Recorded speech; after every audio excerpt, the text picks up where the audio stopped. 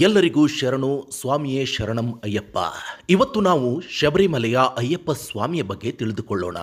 ಈ ಕತೆ ದೇವಲೋಕದಿಂದ ಶುರುವಾಗುತ್ತೆ. ಅಲ್ಲೊಂದು ಮಹಿಷಿ ಅನ್ನುವ ರಾಕ್ಷಸಿ ಇರ್ತಾಳೆ. ಇವಳು ದೇವತೆಗಳ ಮೇಲೆ ಸೇಡನ್ನು ತೀರಿಸಿಕೊಳ್ಳಲು ಘೋರವಾದ ತಪಸ್ಸನ್ನ ಮಾಡ್ತಾಳೆ. ಅವಳ ತಪಸ್ಸಿಗೆ ಮೆಚ್ಚಿ ಬ್ರಹ್ಮದೇವರು ಪ್ರತ್ಯಕ್ಷರಾದಾಗ ಅವಳು ಒಂದು ಚುರುಕಾದ ವರವನ್ನ ಕೇಳ್ತಾಳೆ. ನನಗೆ ಸಾವು ಬರೋದೇ ಇಲ್ಲ, ಒಂದು ವೇಳೆ ಬರಬೇಕು ಅಂದರೂ ಕೂಡ ಬರೀ ಶಿವ ಮತ್ತು ವಿಷ್ಣು ಇಬ್ಬರಿಗೂ ಹುಟ್ಟಿದ ಮಗುವಿನ ಕೈಯಿಂದ ಮಾತ್ರ ನನಗೆ ಸಾವು ಬರಬೇಕು ಅಂತ. ಯಾಕಂದರೆ ಅವಳಿಗೆ ಖಚಿತವಿತ್ತು, ಶಿವ ವಿಷ್ಣು ಇಬ್ಬರು ಕೂಡ ಪುರುಷರು, ಅವರಿಬ್ಬರಿಗೆ ಮಗು ಆಗೋಕೆ ಸಾಧ್ಯನೇ ಇಲ್ಲ. ಹೀಗಾಗಿ ತನಗೆ ಎಂದಿಗೂ ಕೂಡ ಮರಣ ಬರೋದಿಲ್ಲ ಅಂತ ಅಂದುಕೊಂಡಿದ್ಲು. ಬ್ರಹ್ಮದೇವನಿಗೆ ಬೇರೆ ದಾರಿ ಇಲ್ಲದೆ ತಥಾಸ್ತು ಅಂತ ವರ ಕೊಟ್ಟು ಮಾಯ ಆಗ್ತಾರೆ. ಮಹಿಷಿ ತನ್ನ ವರದ ಗರ್ವದಿಂದ ಲೋಕದಲ್ಲಿ ಅಟ್ಟಹಾಸ ಶುರು ಮಾಡಿದ್ಲು. ಇವಳನ್ನ ಹೇಗಾದರೂ ಮಾಡಿ ತಡೆಯಲೇಬೇಕು ಅಂತ ವಿಷ್ಣು ಒಂದು ಯೋಚನೆಯನ್ನ ಮಾಡ್ತಾರೆ. ವಿಷ್ಣು ಏನ್ ಮಾಡಿದ್ರು ಗೊತ್ತಾ? ಈ ಭೂಮಿಯಲ್ಲೇ ಅತ್ಯಂತ ಸುಂದರವಾದ ಮೋಹಿನಿಯ ರೂಪವನ್ನ ತಗೊಂಡು ಶಿವನ ಮುಂದೆ ಕಾಣಿಸ್ಕೊಂಡ್ರು. ಆ ಮೋಹಿನಿ ರೂಪವನ್ನ ನೋಡಿ ಪರಮಾತ್ಮ ಶಿವನು ಮೋಹಗೊಂಡು ಅವರಿಬ್ಬರು ಒಂದಾಗ್ತಾರೆ. ಈ ರೀತಿ ಶಿವ ಮತ್ತು ಮೋಹಿನಿ ಅಂದರೆ ವಿಷ್ಣು ಒಂದಾದಾಗ ಅಲ್ಲಿ ಒಂದು ದೈವಿಕ ಮಗು ಜನಿಸಿತ್ತು. ಆ ಮಗುವೇ ನಮ್ಮ ಅಯ್ಯಪ್ಪ ಸ್ವಾಮಿ. ಮಗು ಹುಟ್ಟಿದ್ದೇ ಮಹಿಷಿ ಸಂಹಾರಕ್ಕೋಸ್ಕರ. ಅದಕ್ಕಾಗಿಯೇ ಆ ಮಗುವನ್ನ ಕಾಡಿನಲ್ಲಿ ಪಂಪಾ ನದಿಯ ಹತ್ತಿರ ಬಿಟ್ಟು ಹೋಗ್ತಾರೆ. ಅದೇ ಸಮಯದಲ್ಲಿ ಪಾಂಡಳಂ ರಾಜ್ಯದ ರಾಜಶೇಖರ ಎನ್ನುವ ರಾಜ ಬೇಟೆಗೆ ಬಂದಾಗ ಆ ಮಗು ಅಳೋ ಶಬ್ದ ಕೇಳಿಸುತ್ತೆ. ಮಗು ಹತ್ತಿರ ಹೋಗಿ ನೋಡಿದರೆ ಮಗುವಿನ ಕುತ್ತಿಗೆಯಲ್ಲಿ ಒಂದು ಹೊಳೆಯುವ ಮಣಿ ಇರುತ್ತೆ.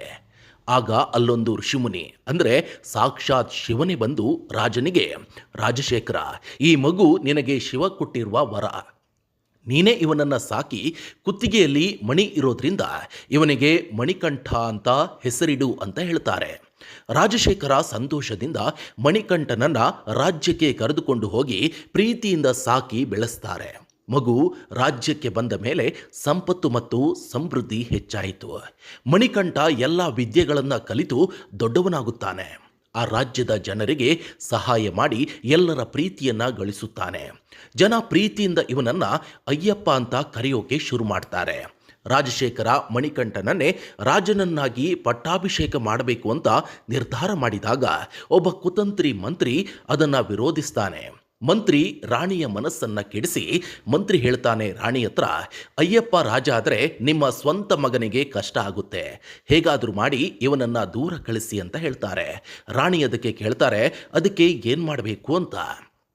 ಆಗ ಮಂತ್ರಿ ಹೇಳ್ತಾನೆ, ನೀವು ಸುಮ್ಮನೆ ಹೊಟ್ಟೆ ನೋವು ಅಂತ ನಾಟಕ ಮಾಡಿ, ಆಗ ನಾನು ಈಗಷ್ಟೇ ಮರಿ ಹಾಕಿರುವ ಹುಲಿಯ ಹಾಲು ಕುಡಿದರೆ ಮಾತ್ರ ರಾಣಿಯ ನೋವು ವಾಸಿಯಾಗುತ್ತೆ ಅಂತ ವೈದ್ಯರಿಂದ ಹೇಳಿಸ್ತೀನಿ ಅಂತ ಹೇಳ್ತಾರೆ.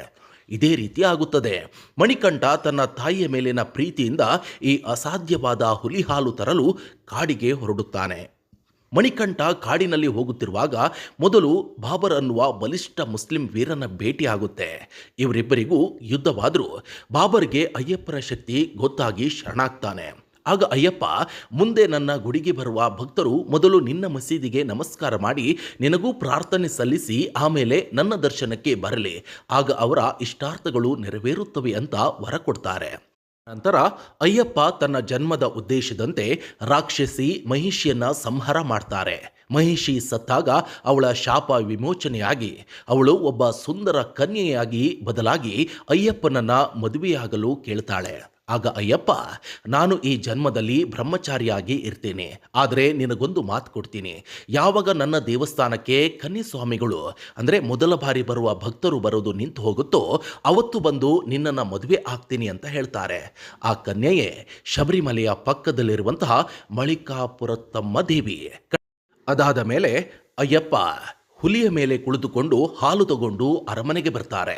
ಆಗ ರಾಣಿಗೆ ತಪ್ಪು ತಿಳುವಳಿಕೆ ಆಗಿದ್ದಕ್ಕೆ ಪಶ್ಚಾತ್ತಾಪವಾಗಿ ಕ್ಷಮೆ ಕೇಳುತ್ತಾಳೆ.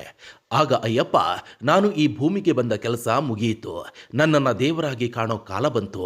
ನನ್ನ ತಂದೆ, ನೀವು ಶಬರಿಮಲೆ ಬೆಟ್ಟದ ಮೇಲೆ ನನಗೊಂದು ದೇವಸ್ಥಾನ ಕಟ್ಟಿ ನನ್ನೆಲ್ಲ ಭಕ್ತರು ಅಲ್ಲಿಗೆ ಬಂದು ನನ್ನನ್ನು ಕಾಣಲಿ ಅಂತ ಹೇಳಿ ದೈವಿ ಶಕ್ತಿ ರೂಪದಲ್ಲಿ ಶಬರಿಮಲೆ ಬೆಟ್ಟದಲ್ಲಿ ನೆಲೆಸ್ತಾರೆ.